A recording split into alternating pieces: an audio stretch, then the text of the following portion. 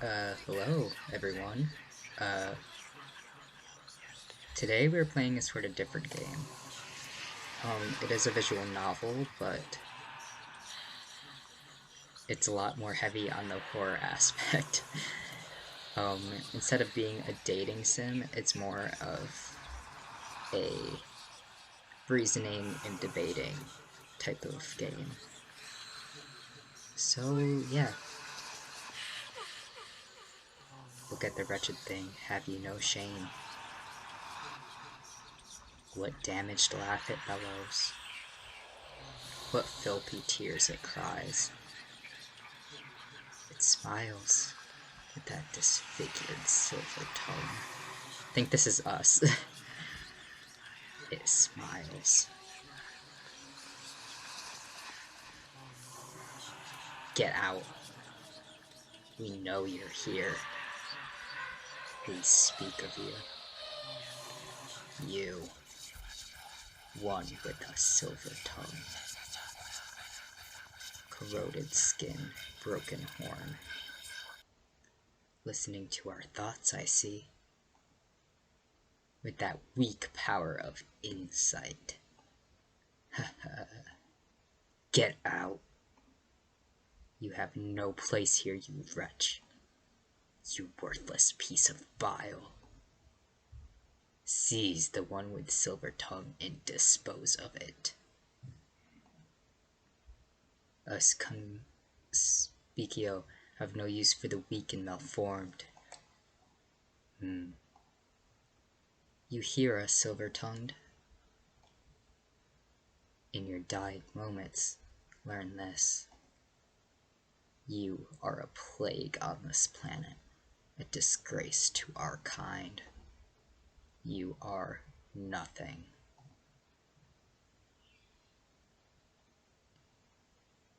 Dang, they really degraded us right there. Okay, I suppose the conspicio matter was right regarding something.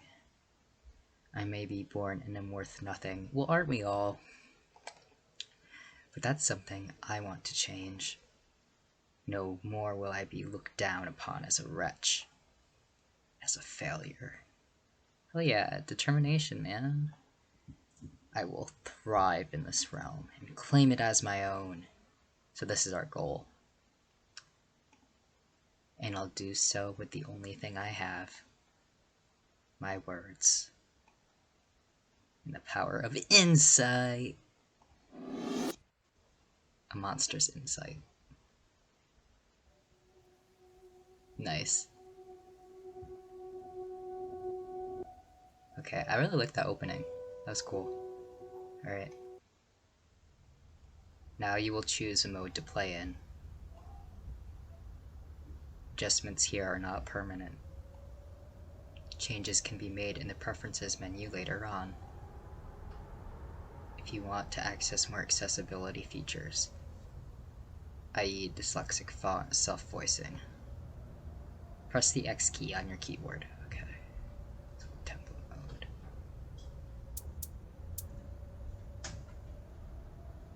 Ooh.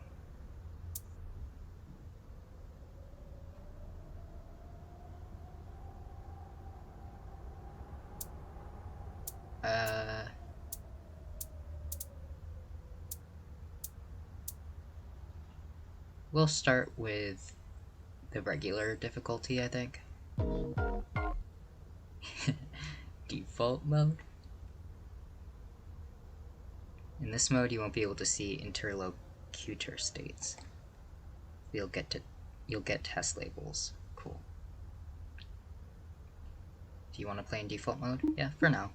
If it's too hard, change. Excellent. Let's begin.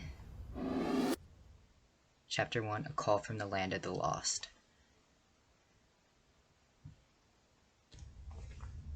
For a moment, you don't remember where you are, or how you got here.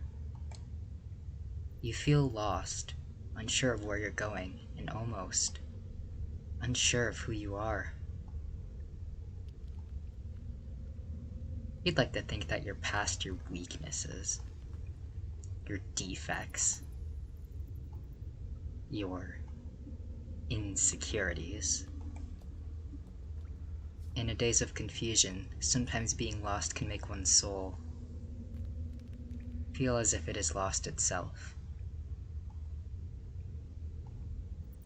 Then you see it.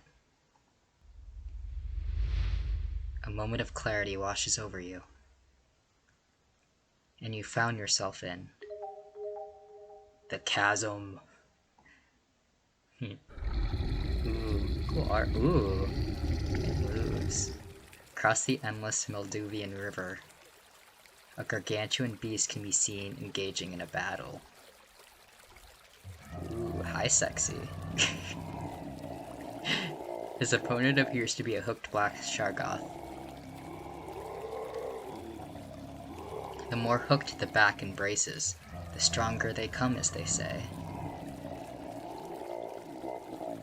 As for the beast, he had no discernible features, other than it spewing a toxic pink substance when it roared.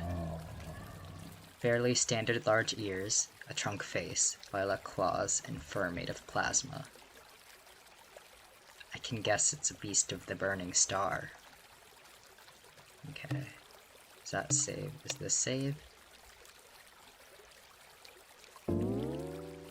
Durr. Okay. I know this. Reading on the subject of monsters.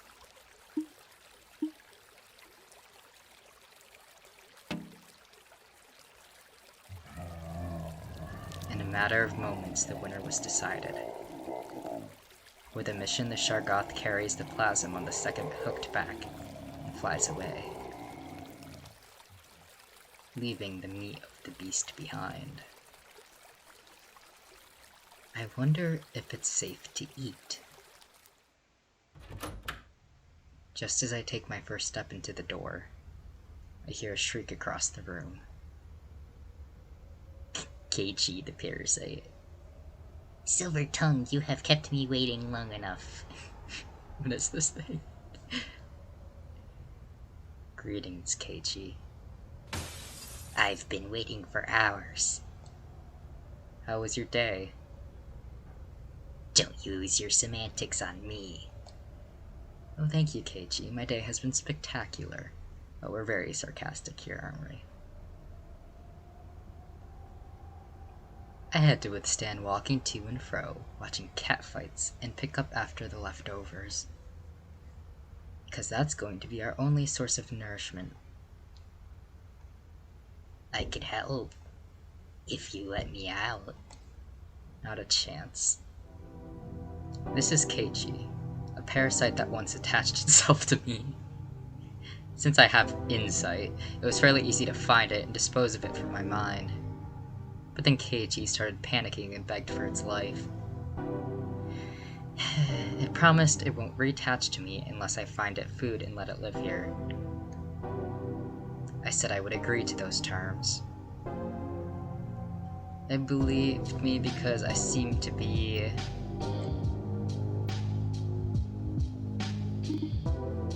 charming and agreeable. What is that? Unsure, looked like a beast of the burning star. But it would ingest this pink liquid. Perhaps they're evolving as a species. Perhaps. I grab my tools and start hammering on the flesh. With no physical strength, I couldn't carry all of the meat back to home. Most of these meat sections were covered in plated armor since the Shargoth skinned the plasma fur off the beast. Speaking of evolving, let's talk about your Siphon career. Siphon? I don't know. I have a good source of clients if that's what you're asking. But are you content with where you are? I already have plans to go bigger. What do you mean? My sights are set on a first milestone, a great tear. What? Don't think I'm capable? I let out a soft laugh and stick out my silver tongue.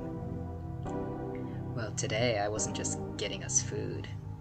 I found a key word before I found the delectable beast we're going to eat. It was the chasm. Don't tell me. This is... You're gonna siphon off a Fernweh? Who other than the one of the lost? Smiling, I start sizzling the meat on the hearth, whilst beating it with my hammer. The odor smells delicious, like rusted wood and bromine. I hear a light spark sound, meaning the fire has melted the last chink in the armor. After letting all the oozing metal collapse and clear off any remaining silicon left on the meat, I pull back the hammer and start weaving the meat and carving out the trunks. Now the dish was finally ready. Then I squish Keiichi's jar and let the meat and its juices flow inside for it to consume. It nibbles on some pieces before turning to face me. Alright, if you're going to do this, then you might as well get some help.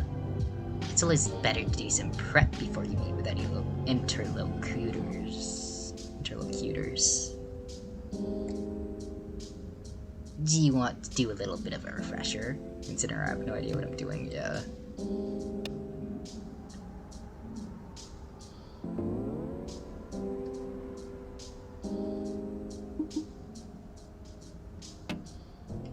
Alright, let's begin. The goal of the dialogue you have with each interlocutor is simple. You want to convince the interlocutor into choosing you as their siphon. Whatever that means. The siphon is being the needs to feed off the mental energy of others to survive. But it's not just about surviving for me. It's about thriving in this place. The more mental power I accumulate, the greater my power of insight will become. The longer I will live, greater terrors, like Fernweh of the Lost, will grant me greater mental power. Why do you need your power of insight anyways? Funny you should ask, Keiichi. Power of insight is what allows me to get a glimpse of the minds of others. So you can see what's in their minds? And I thought this was going to be difficult. Seeing their minds isn't so simple as knowing their current thoughts, Keiichi. It's like jumping into a pool of all their ideas, memories, experiences, and feelings. It's easy to get lost in their head if you don't know where to go, or what to look for. The power of insight acts as the access point and, if strong enough, can be my guide when inside the mind. Let's start with you as an example. Wait, what? I did not ask for the silver tongue. I laugh. Too late. Ooh. Use the arrow keys or laws to... Oh. Right now you are using your insight to be in Keiichi's mind. Here you need to solve the puzzles written in text, and then using the solution type it into the input to escape. Close this message, press Z again, and press the down arrow key. What is hackneyed? Valier keyed. Whatever it is, it's the answer to input. Normally there'd be a timer, but this can be adjusted from the preferences menu. If you can't figure it out, use the backspace to escape and continue. What's in hackneyed? Okay, yeah.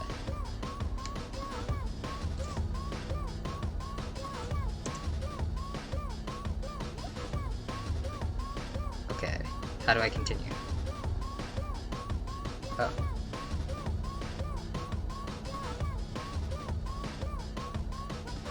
Trying to put I.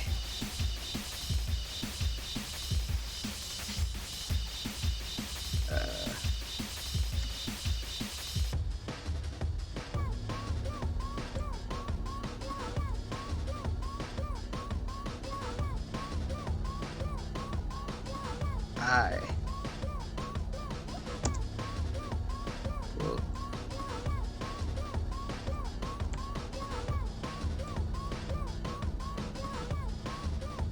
Oh, okay. Here's an input you need to do to win. To undo... Okay. Oh, no. I. Congratulations, you found the answer. This is what you'll need to do for most dialogues. Solve puzzles and input words. Sometimes you'll need to input more than one word in order to win. He looks so grumpy. Did you just enter my mind now? Let me guess. Your head is a bit light and dizzy. You feel as if you've blanked out for a second. Correct. Wait, so that means you intend to use the power of insight during the dialogue? When else is a better time? You didn't need to do this for your clients in the past. Well, my clients are easy to convince. Now we're going up a proper worshipped tear. All tricks and tactics should be laid on the table. Yes, I suppose so.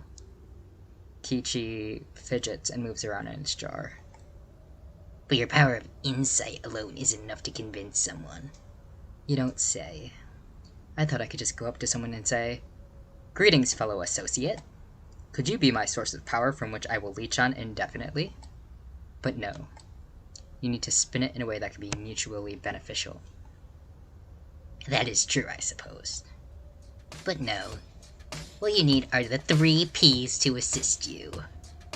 The 3 Ps. There are 3 things you put into a conversation. Or as I like to call them, the 3 Ps. Presence, prescience, and perception. Each one is valuable in their own way and can be a key to your success in winning the dialogue. It's also known as winning their favor. Your presence is how you control your demeanor in the conversation. It's your ability to manipulate however you come across or present yourself. There are 3 traits that presence encompass. Charisma, perceived to be likable and agreeable. Negative charisma is repulsive. How agreeable, charming, or likable you are. Reputable, how trustworthy, honored, and respectable you are. Supreme, how powerful and strong you are. This controls if you're the dominant speaker, or the one who leads the conversation. Note the words appear to be and how things are in air quotes. Because frankly speaking, you are neither likable, trustworthy, nor powerful. Dang. I grab Kichi's jar and tighten my grip. I'm sorry. Did you say something? Not at all. I lay down the jar. What I meant to say was this.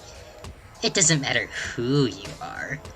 It's who you pretend to be. It's the ability to hide your true nature and present yourself as someone more convincing. Next on the list is prescience. It's your ability to recall facts and use your reason. There are 2 traits that encompass your prescience. Knowledge. It's how much you know things or how cultured you are. If you go scouting or digging up some dirt on the interlocutor, you gain more knowledge. Intellect. Your ability to make sound judgments and use logic. These can be used if you were to dig up some old dirt on them. Well, you can't introduce it straight away. Hey, I'm here to blackmail you. Isn't all convincing. Why not? Wouldn't they feel threatened? They can beat you to a pulp. With your malformed body and lack of strength. It would be too easy. As much as I detest that idea, Kichi's right. I'm not one to use my brute force as a weapon. That's why I take it into the playing field where I stand a better chance. One involving less punches and more words. I think the main character is an incel.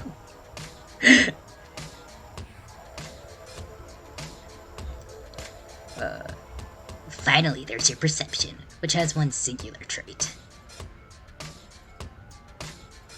You mean perception? That's it.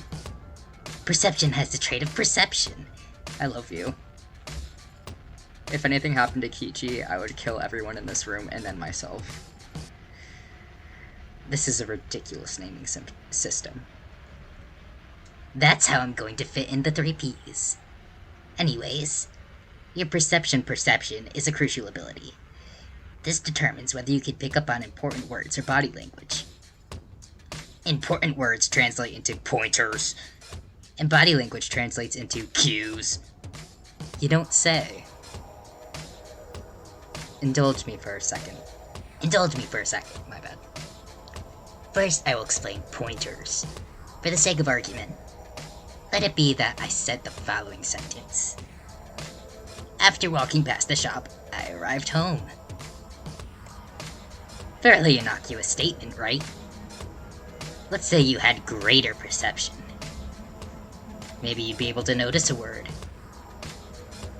After walking past the shop, I arrived at home. Am I supposed to click on that? What shop did you walk past? The Aldenor store of supplies and syringes. What you just clicked on was a pointer. Essentially, you interrupted me to press and question me about the pointer word. In this case, it was the shop. So you asked me what shop I was walking past. You may return to the original text. AKA what Kichi would have said if he didn't interrupt. But sometimes interruption can lead to a separate train of thought. Sometimes there may be multiple pointers in a sentence, and you may be forced to pick one. So you may have to decide what should be questioned or not. After walking past the shop, I arrived at home. And where is home for you? Near the Maldivian River, across the banks of Bahug. Sometimes the better option may be to let the interlocutor keep talking. If you keep pressing them about words or keep interrupting them, they may get annoyed. This will close them up, and they'll reveal less information to you. You can see the state of the interlocutor by enabling the interlocutor state in the menu. This state will show a bar that's half full, half empty. If the bar goes empty, or if the interlocutor is closed, it's game over. You've pestered them too much, and they'll stop the dialogue. You can unlock keywords by opening up the interlocutor. This is done using your presence traits. So that's pointers done. Next are cues. Cues are hints of body language. Words alone don't tell the whole story. Mannerisms of a person can change everything. Let it be that I said, I saw Uralda yesterday. See the R mark next to Keiichi. Oh, see the I mark next to Keiichi. Keiichi bears extended claws, reserved body language. For an executive body language, give you one that is reserved. I mean, that is trying to hide something. Could be that Keiichi is flat out lying, or Keiichi's hiding some information regarding the encounter. Let's say I used a different body language instead. I saw Uralda yesterday. Skin shining, repressed anger. Yep, Repressed anger can deduce the restraint and tension with the relationship. Clearly. Keiichi did not want to see them that day. I think you get the rough idea on how cues work. So to summarize, there's presence, prescience, and perception. Presence has the charisma, reputable, and supreme traits. Prescience has the knowledge and intellect traits. And perception has the perception trait. Perception's my favorite. Perception can be used to notice pointers and cues. every single interlocutor.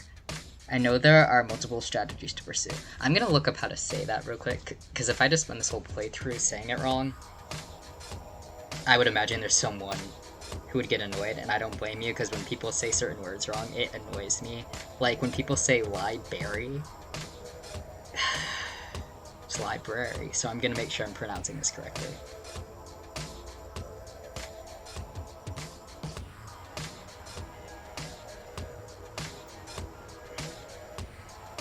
Intracutor. Wait, no. Interlocutor.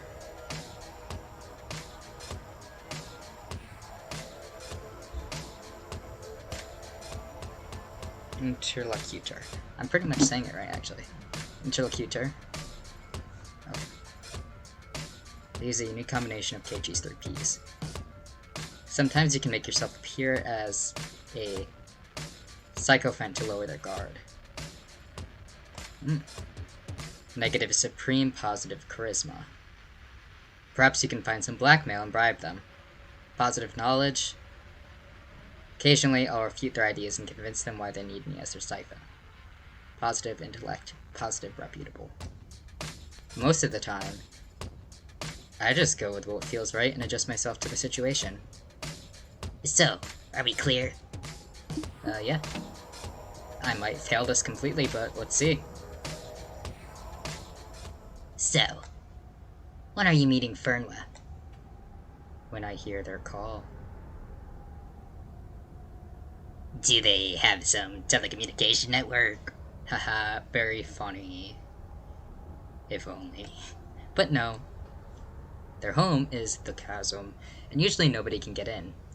But since I've been there before, I think I can go there again. I tried getting in the chasm this moonrise, and it worked. Although I'll have to be careful not to lose myself in it. Should be easy enough. I'm used to navigating people's minds anyway. ... I wonder what Fernway's mind looks like. Unlock journal and papers. Your journal keeps track of all the keywords you have. Ooh, funky beat dropping. And your papers have your stats written on them. Present, pre-science, perception. During the dialogues, you'll gain temporary presence, stats, which indicate how you present yourself in the conversation. Once the conversation is over, all your stats earned during the conversation will be reset to normal. After all, presence indicates how your interlocutor perceives you.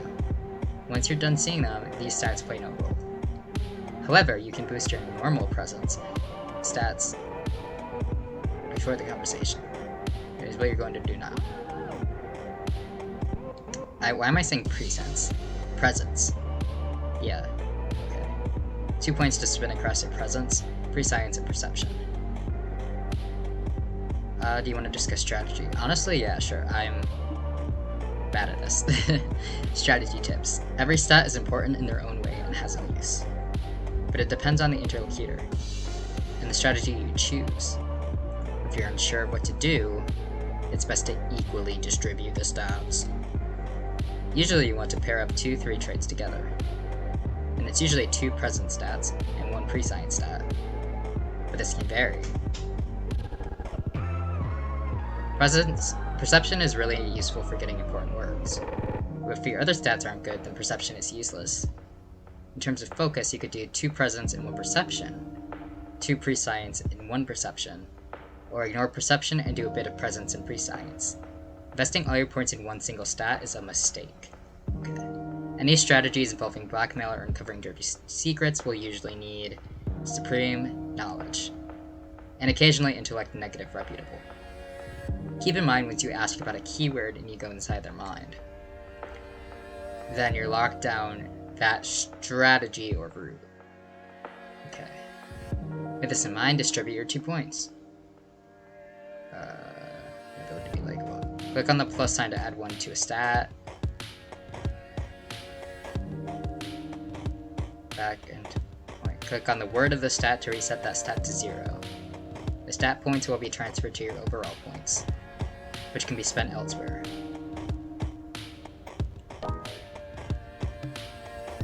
But, ooh, is this me? Dang, sexy. Look at that tongue. What the silver tongue. Okay. Helps me pick up keys and pointers. Okay. Let's...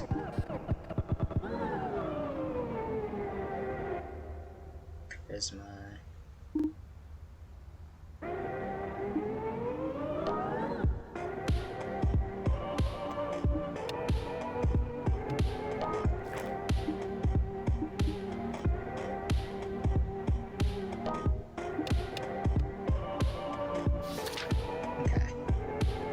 Read the papers.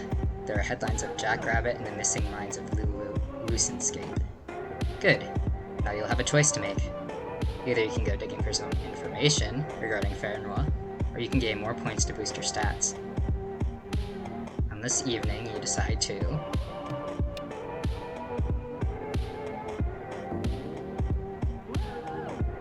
Let's scout for information. Let's prep for the dialogue. I usually search for information regarding the interlocutor, who in this case will be Fairnois. It's always better to stay one step ahead of your opponent, and that means knowing more about them than they know about you. There isn't much time until the dialogue starts, so I should choose carefully where I go to get my information. There's Globin near the Midolvian River, who's obsessed with studying great terrors. Sounds like a H.P. Lovecraft nerd. Or there's Narcachinos that runs a bar. I'm guessing he hears a bunch of things from different folks. I want to talk to the nerd. Better to trust experts with this one. A trek later, I'm at the Midolvian River. Normally it's a dangerous place where predators tear apart their prey, but because of the time, there's not much of a need to be cautious, I think. I meet up with Globin. We've done an exchange like this before, but not enough times where she's supposed to expect me. Under the guise of wanting to study great terrors, she reveals to me a few things of Fairnois. Oh, we don't get to see her? I learned that the chasm is for those who have lost their way. The chasm itself is home to something. Hobin doesn't know. That reduces you to nothing. Okay. Once your soul has been extracted by the chasm, Fairnois uses this to nurture the chasm and let it grow. Any remaining debris looks like fractured glass-like shapes floating astray. Good talk. Your preparation time for the dialogue is up.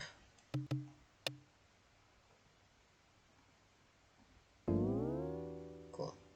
Now, the silver tongue will attempt to win the favor of the interlocutor, Fairnois of the Lost. This is kind of like the Lonely from the Magnus Archives. Peter Lucas Kinney? Just kidding. Okay. Almost instantaneously, I feel my body collapse to the floor. Ooh, be going down a pit. Soon after, I was dragged to the center or core of this plane. In that moment, I wasn't falling down, but instead I was flying up. It's kind of like in Dante's Inferno when they climb up the devil. How the gravity, undoes itself. As the second passed, my home seemed more of a memory. And then a stranger. Ooh. Everything was spinning in motion, yet I felt strangely unfazed. I knew what to expect from great cosmic terrors. The fall felt never-ending. The impact was going to be severe. But I never really hit the ground. A few minutes passed as you try to recuperate from the fall. Ooh, look at this fog. It takes me a few seconds before I could fully comprehend what had just happened.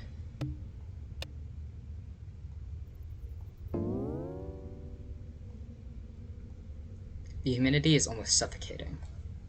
And if you look long enough, the glass shards and walls look back at you. The air, frigid and moist, should give a clear sensation. Yet my body feels weak and light, almost as if I don't exist. Ooh, hi, sexy. You're very whimsical. Wasn't expecting that. I see Fairnois form itself around me. It wasn't like a figure coming closer from the distance. It's more as if they were already here, waiting for me. and chose to reveal themselves now. Ooh, we got some peepers. Their figure staggers above mine, yet their ethereal form and lifeless eyeballs make them seem less threatening. Greetings, silver-tongued. I was told that you have come into my chasm. My greetings. This phase of the dialogue. This is where you make your first impression.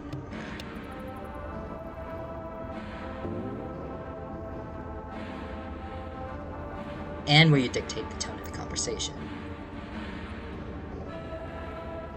Who told you, Sky? Are you Ferma?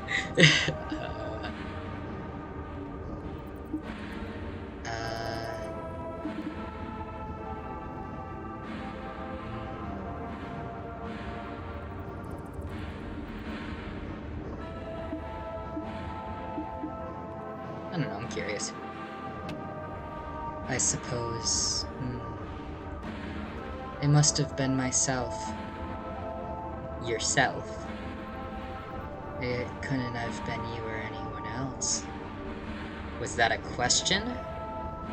Do you want an answer? They just keep giving me questions. Almost as if they're retaliating. I could push forward or take a step back.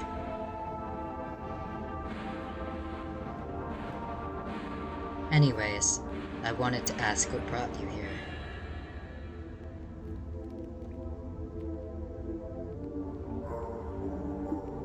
Does that even matter?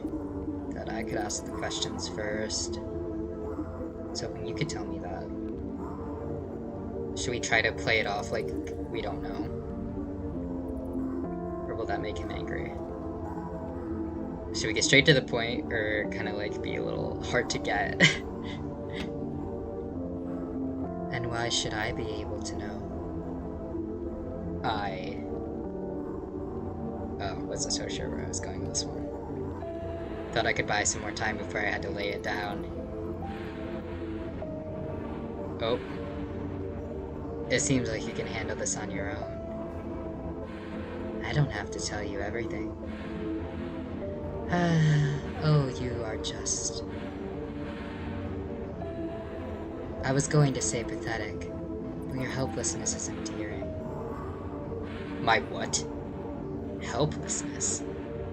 Wait, this isn't so bad. I can turn this around.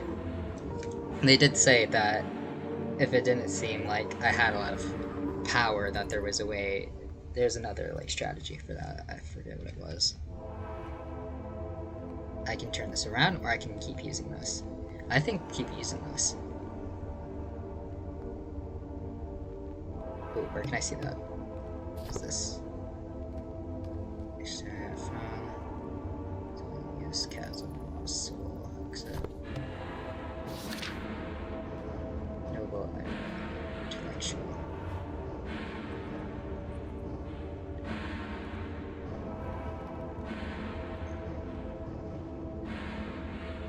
Okay. Based on their general ambivalence and disinterest in me, it doesn't look like charisma is going to help a lot. You know, I've been thinking of a lot of things. Yes, I've been thinking a lot.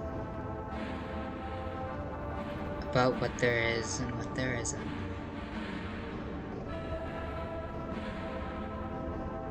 Oh, you really know.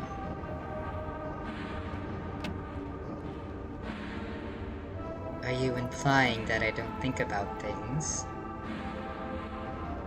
I reckon that you're way too deep into your mind. Or their head is way too far up their backside. That it all just becomes a meaningless mess that you don't know what to do with. I don't know what to say to that. You have a bit of spunk in you. They seem undecided whether or not they like that. I'll let them make up their mind. But this is all irrelevant talk. I don't think it's appropriate for me to discuss these things with you. What I need is an answer relating to why you are here. Well, I told you that. not how you got here, or what you want to speak with me about. As in, why are you here? I'm sorry? Only those who have fallen astray land in the chasm. I know that you tried to enter against the wishes of this place, which seems incredibly bizarre because I haven't seen such an entry in a while. You're either here because you deserve to be, or you have reached an access point which should be illegal. Ooh, I got some power in me? Okay. Need to think fast and know what they're talking about. People come to the chasm if they're lost, so that means I was probably called here because I was lost too. Think.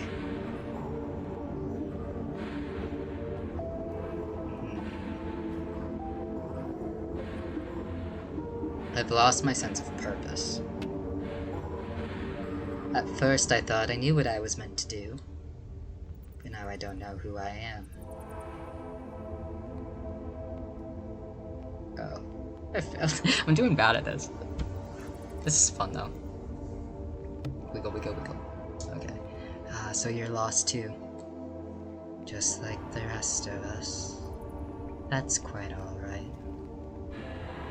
In fact, I think this could be quite a good sign. I don't know. I'm not very reputable right now. Okay. I'm captivating, knowledgeable, and intellectual. Okay. No one has lasted as long as you. I thought you would be gone by now. How quaint. With sincerity in their smile, they've been craving for company for some time. Aw, that's cute. They make several soft giggling noises. It's a bit eerie and unsettling. But in your last, final moments, I will tell you this. Everything you say will be irrelevant. You will disassemble and lose yourself to the chasm like everyone else. No matter how hard you try, little silver-tongued, you will be in the place where you're meant to be. I was told that I was meant to die far too many times to take this talk seriously. Even though this discussion has me at the center, I need to refocus back to Fernwood. I can either let myself continue to be the center and through this, reveal what Fernwood has to offer, or I can completely shift the focus of the conversation away from me. And where is that? Fernwood begins to turn inward. Within the chasm. Forever. You decided that. Why do you believe that? Is this where everyone is meant to go? And if that didn't happen...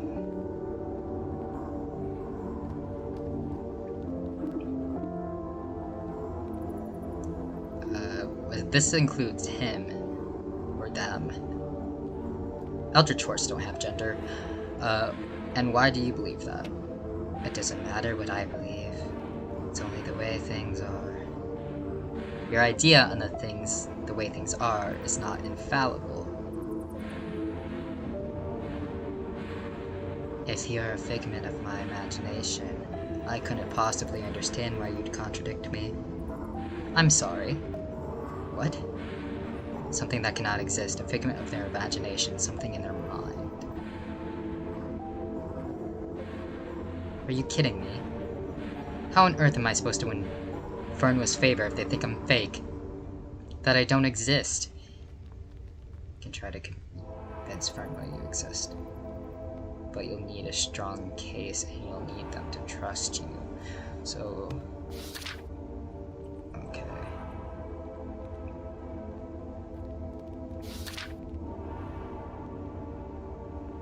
Or you can break down their walls. Find a weakness. You need a strong conviction. So, how come I'm talking to you? Why, it's simple. There's either two possibilities. They're telling the truth. One. My monad is being supplied with nutrients inside a machine meant to simulate reality, which includes you to be a part of the reality.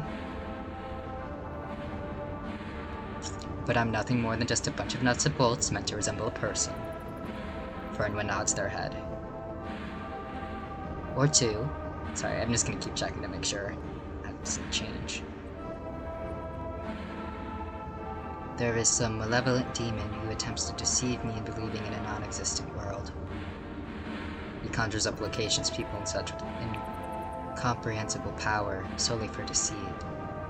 Wow, talk about being self-centered. Or being so obsessed. Must take an awful lot of brain power to be this self-deluded. So I'm either working for a devil, or I'm an artificial simulation. Oh, I wish I could say I didn't mean to insult you. Of course I don't think that. But I honestly don't care. Interesting. Guess I have to find some way to convince them to care about the Siphon. Or maybe I could use this to my advantage. But first, if this is the place I'm meant to be in, then I should get to know it. Friend, what could I ask you how the chasm works?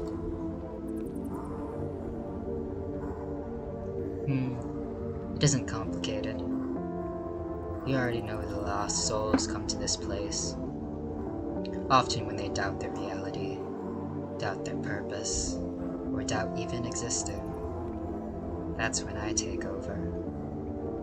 The chasm.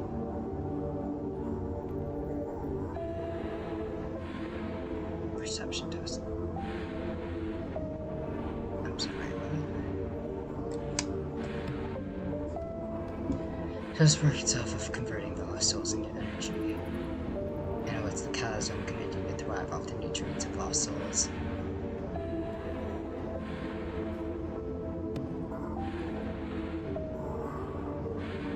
So, if nobody were lost, would the chasm cease to exist? Foolish bile. Dang. Nobody is free from me or free from the chasm. Okay. Everyone will come here because there isn't a single being that's sure of himself. Okay, fair enough. Well, I'd like to think that I'm holding myself pretty well together. You'd be surprised as to how weak and fallible you are when staring into the gaping maw. And the maw is the opening pores where the chasm breathes and consumes. This place is starting to sound like an actual person versus a static location. But if you aren't here, then what would happen? People would still come to the chasm. They would just have to find the way themselves. Almost everyone goes through me first before I see them here.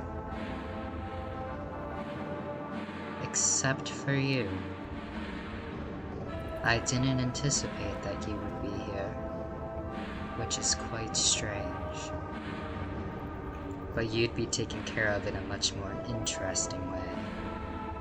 I don't like the sound of that, because if you aren't lost and somehow got in, that means that the chasm called you, not me. And why the lower you go down the chasm and closer to the earth, the more lost you are. There are different layers to this place. First is for those with simple doubts. They may not even disappear and simply wander back. The second are those. Okay.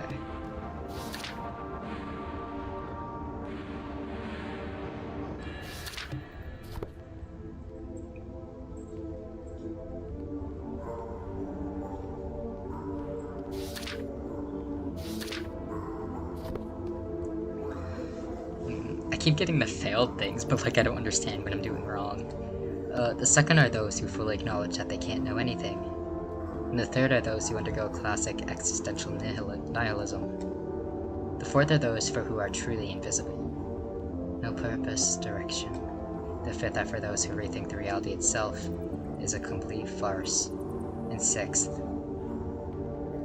are for those who doubt they even exist themselves. Ooh, I like your little smile. Little happy boy. Incredible, no?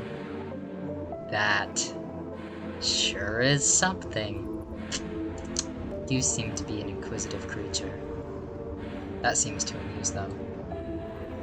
The questioning will now begin. Oh, use the keywords you have so far to ask for more about them. Okay. So just simply type in the keyword you want to ask about. That's all it is. Chasm Lost Soul.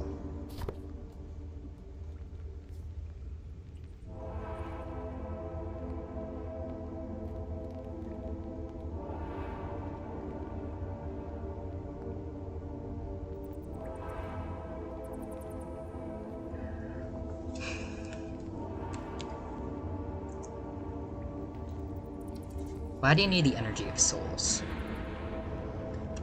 Surely you can sustain yourself. I could, but this chasm should have it. It's a natural cycle. It's almost as if I were to ask a parasite not to leech on a host. Oop. It's in their very nature to do so. I've come across parasites before, and convinced them that they don't need a host. You think you can outsmart nature. I think nature doesn't need to be outsmarted, but it needs to be worked with. And a change is just like everything else, and you need to be willing to make changes too. Sure thing. Do you have anything else left to ask? Lost chasm. Lost.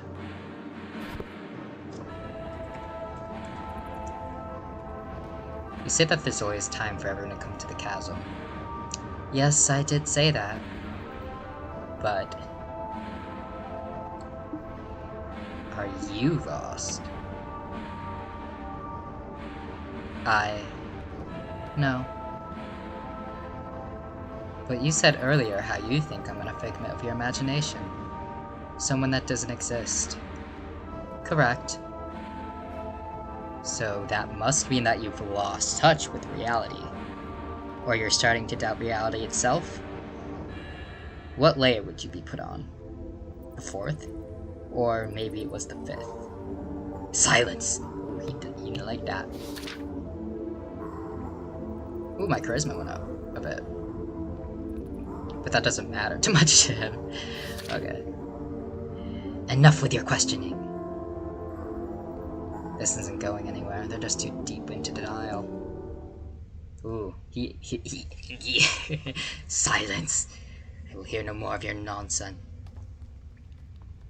Wait.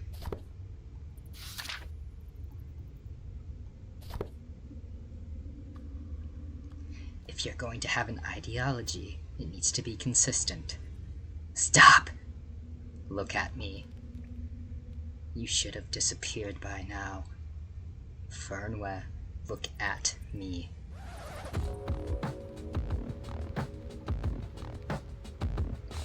Why on... Oh, explain, why aren't you going away?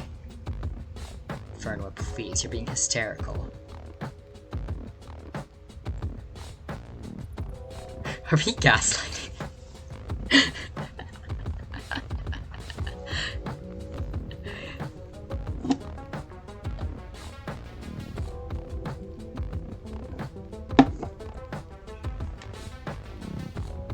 Women up what they have and then must have evaporated because it is boiling. It raises one of its sharp spider-like legs around my neck. Hysterical. Hysterical. You are so mad. Oh, this hysterical can snap your neck off. Oop. No use in killing me if I don't exist. No use keeping you alive either. As long as I'm in your mind, I'll always be born again. Of course, I certainly won't. I'm just going on the assumption that Fern will believe this. Frankly speaking, I'm shivering and almost terrified for my life. I don't know, our reputation is not that high.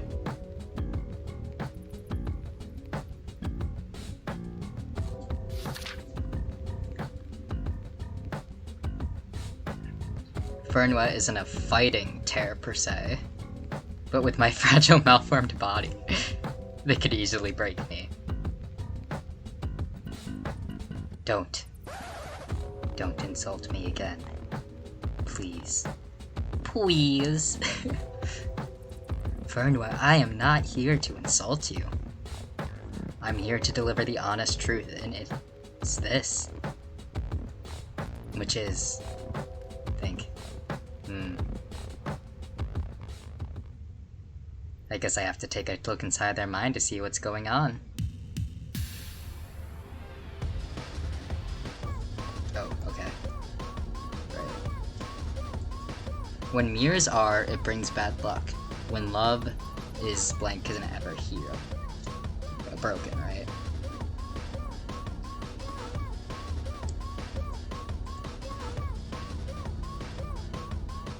Broken. So B-O-K-E. B-O-K-E? Okay. My arrow keys are not working very well.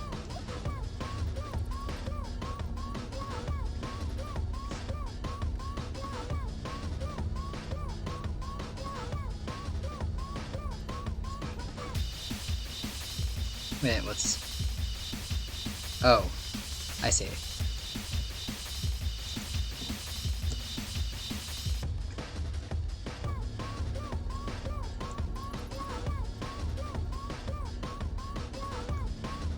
Okay.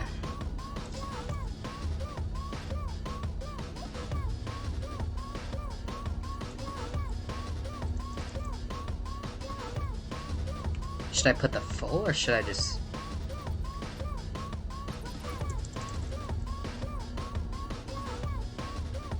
think? Fuck.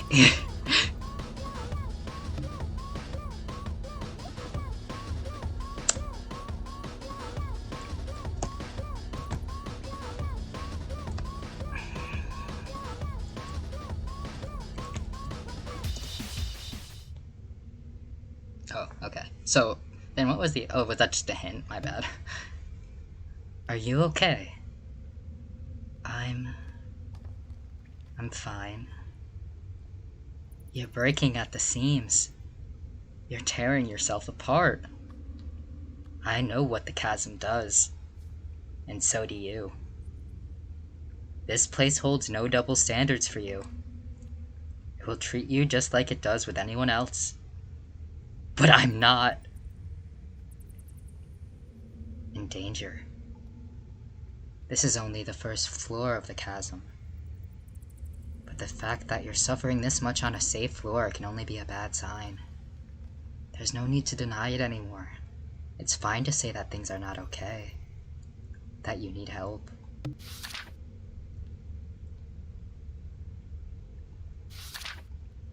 And that things don't have to be this way.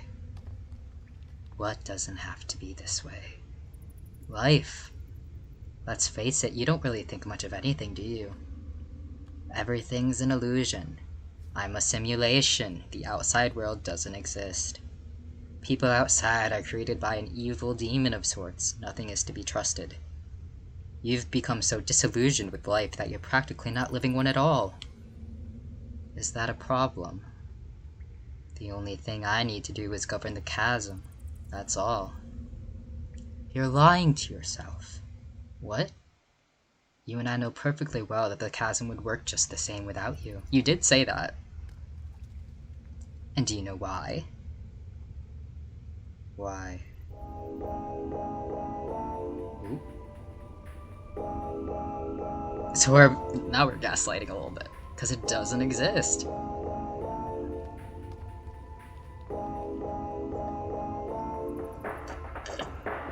This isn't going well. Our Supreme isn't high enough. Oh, how dare you! The audacity you have to say that to my face. The chasm makes anything that goes inside disappear. Yes. How do you know that it hasn't consumed itself? No. Such a thing would be impossible. Unthinkable. Maybe not the right angle to go for. The chasm takes other beings that are here and makes them disappear. It's how the cycle works. How it maintains itself. Okay. So if the chasm makes everything inside disappear, then that must mean... Remember when you said how it's impossible that what you've devoted yourself to doesn't exist? That was only a few seconds ago. You know what would make this feasible? There's no point in debating that. If you don't exist.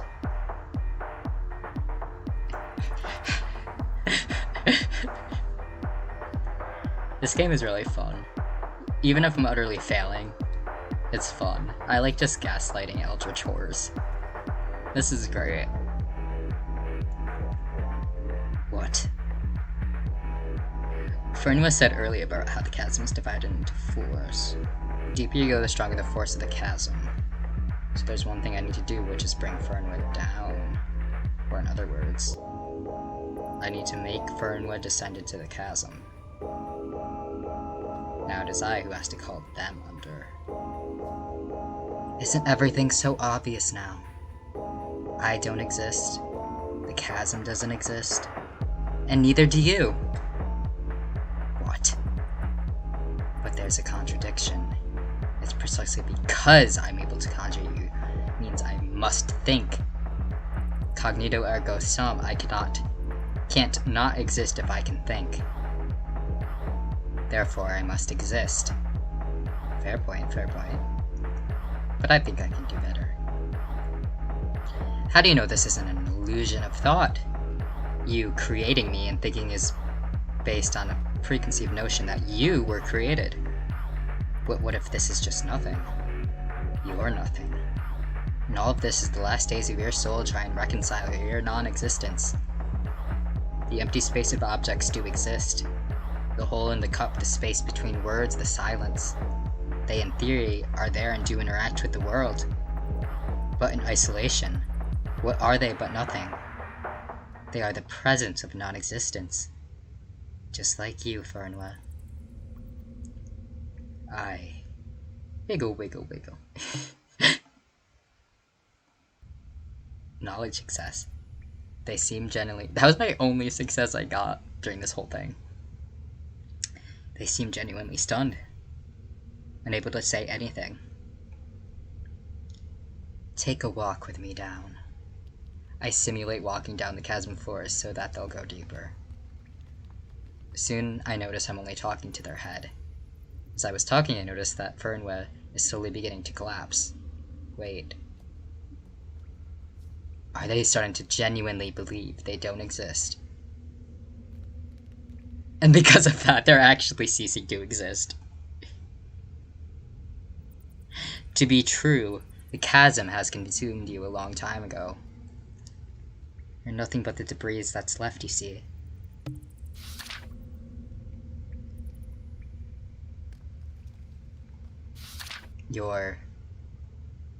Their voice is completely gone. I can barely see their form now. I saw in real time how the chasm consumes someone. In the midst of the fall, I catch a glimpse of a lavender light. That must be their mind. Even if they're gone, I can still feed off their energy. All I need to do is sign their leftover spirit. Using your power of insight, enter whatever remains of Fernwa's mind. You will leave your mark on their mind, which can say anything you want. A signature? A keyword? Should it be a keyword?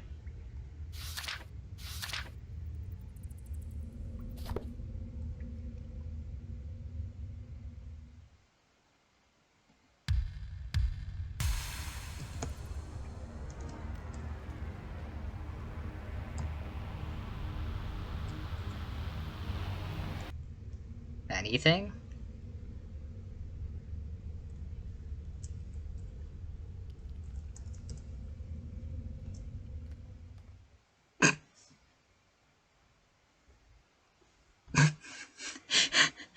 Sorry. With my mark imprinted on Fernwa's mind, it acts like a signature of some sorts. Meaning that I can siphon their mental energy at any time as long as the connection is maintained. Congratulations! You've successfully won Fernwa's favor. We made that creature cease existing. Holy shit. Whether or not you won, though, life will still go on the same. But it could determine future outcomes and scenarios. So no, they'll be reset. Okay. Interlocutor, yep. Cool.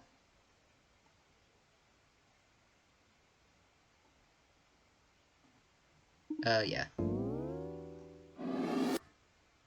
Alright, guys. That... Okay.